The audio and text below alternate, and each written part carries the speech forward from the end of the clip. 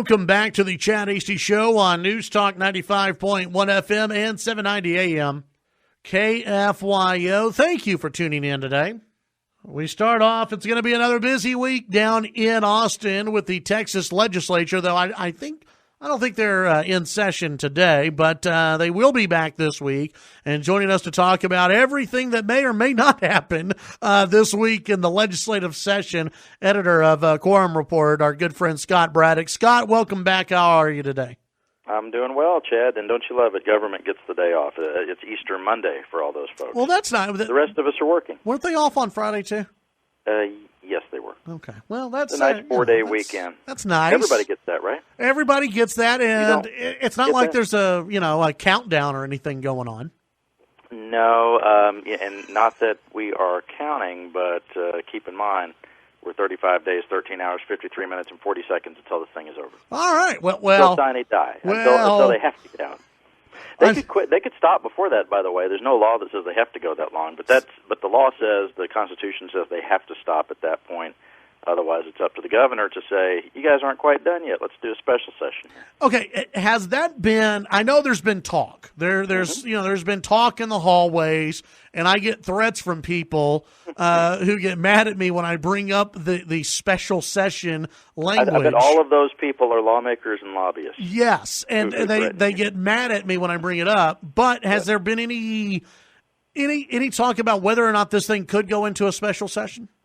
This is the time of session when there's almost always talk that you would have a special session, because on the big items, the House and Senate are still in disagreement about details. Now, we started out the session, as you have covered here on KFYO, with all this sort of kumbaya talk, and the Speaker and Lieutenant Governor and the Governor all on the same page about what to do on big issues. And I think it's fair to say that they're still on the same page about what the big issues are and that they need to be addressed. But the details are, that's where the devil lives, right? I mean, down in the details, you've got the House wanting to do one thing when it comes to this proposed sales tax increase. The Senate wants to do something else. You had Senator Paul Betancourt here on the show talking about how if they were to raise sales taxes by 1 penny, then every single dollar raised from that needs to go to what? To property tax relief. But in the House, they're looking at taking 80 cents of each dollar and putting it toward buying down property taxes and 20 cents toward public education. That's something Betancourt said he's not on board with at all. And he also said on your show that there's not a whole lot of appetite there in the Texas Senate for raising taxes.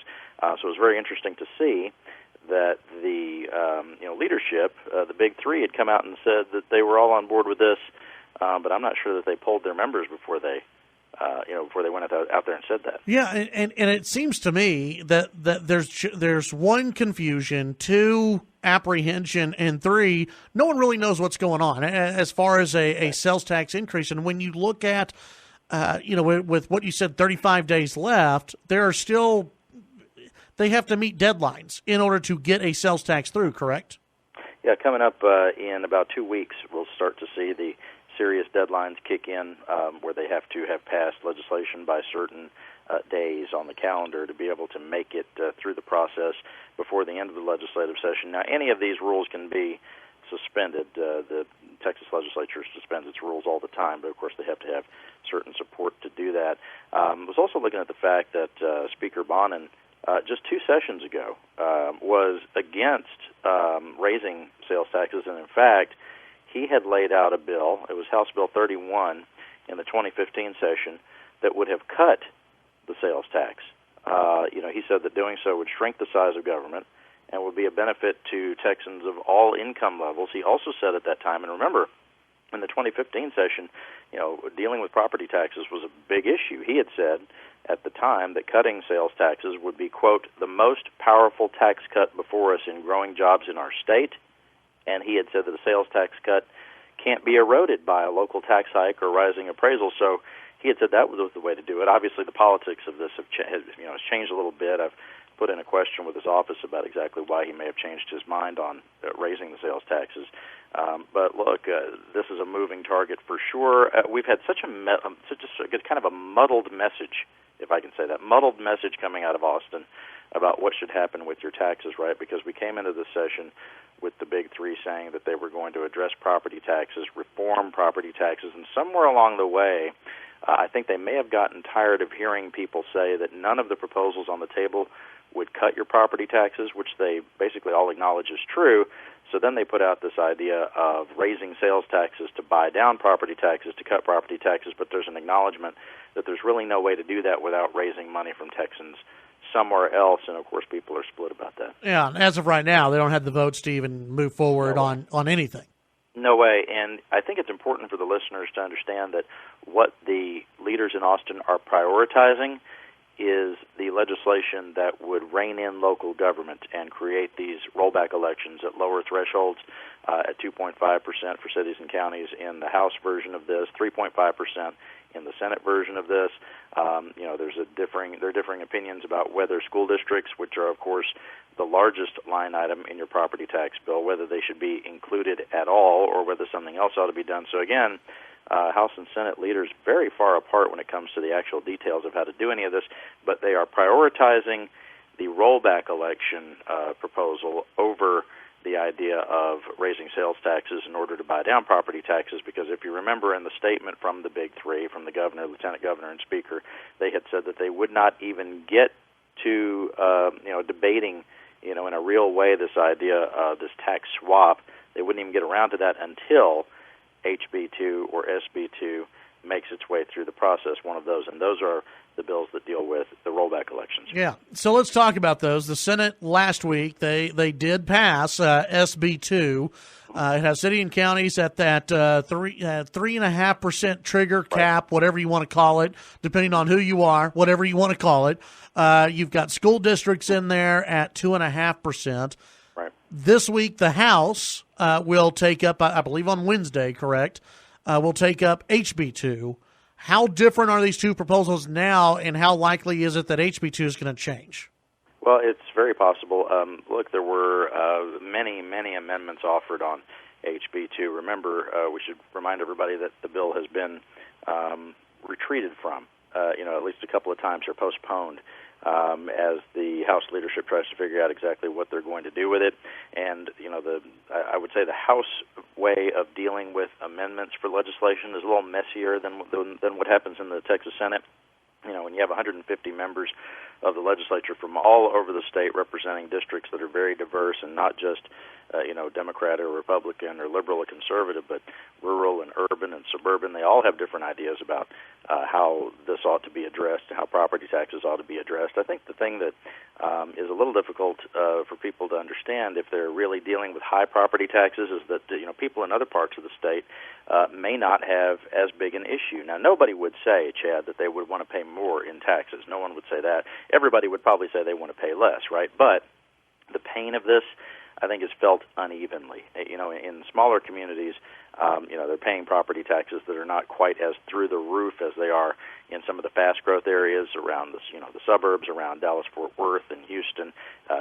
When people are moving to Texas, and you see the headlines all the time about more than 1,000 people moving to Texas every day, so many of them are moving to places like Fort Bend County, Montgomery County, Collin County, Denton County, Williamson County, etc., and not so much to places like Lubbock or East Texas, although you do get some new folks in there, but not like you've seen in the other places. And, of course, that growth, also means rising property values and rising property taxes. And it just so happens that if you're trying to win a Republican primary statewide, those are the counties where you really need to clean up in the votes whenever you're trying to win that Republican primary. So, what do you know? There are politics at play here. Yeah, absolutely.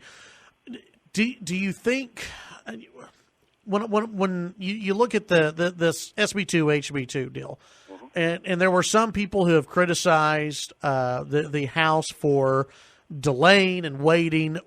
Do you think they were waiting on the Senate because the Senate version may be closer to what the lieutenant governor and ultimately the governor wants, and so it puts a little bit more pressure on House members, or does that even matter?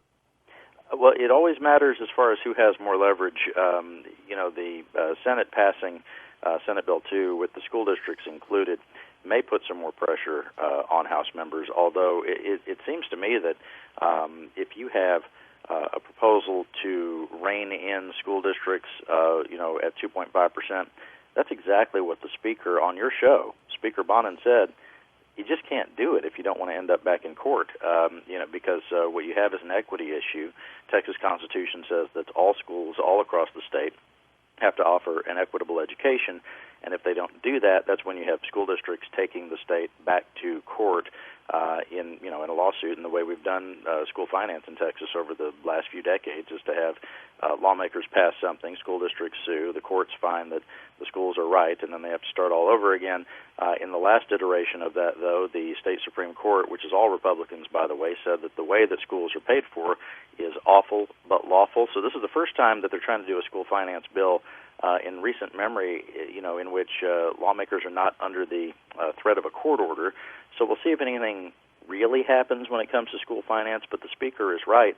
If you tell the ISDs, if you tell the school districts that they have to have their revenues capped at 2.5%, or there's a rollback election automatically at 2.5%, then that's going to cost the state a ton of money. If they were capped at 2.5%, you could imagine that the cost of public education from the state side would not be the additional $6 billion that the Senate had originally talked about, not the $9 billion that the House had originally talked about, and now they're both kind of on the same page about $9 billion. But you could imagine closer to $16 to $20 billion additional for public education if those school districts are capped at 2.5%, because it's kind of like if you've got one of those balloons that you make balloon animals with at a little kid's party. If you squeeze on one end of it, the other side gets bigger, right? And so if you're on one end telling them they have to deal with less, and they're going to need more on the other side, on the state side of the equation. And that's what the Texas Constitution says that the lawmakers have to do, is put more money in there. And, $16 to $20 billion, they just don't have that, Chad. Remember, what we're talking about with these proposals is all happening with the backdrop being that the state is basically flush with money right now. $9 billion additional from what had been available to spend by lawmakers in the last 2-year cycle. This biennium, they have $9 billion more. But what if we come back in 2 years or 4 years and they have a deficit instead of a surplus? Well, cutting teacher pay or cutting money for schools is not popular, but it has happened in the past, and that's, of course, where conservative lawmakers would go if they had to cut the budget down the road. Yeah, visiting with Scott Braddock, editor of Quorum Report.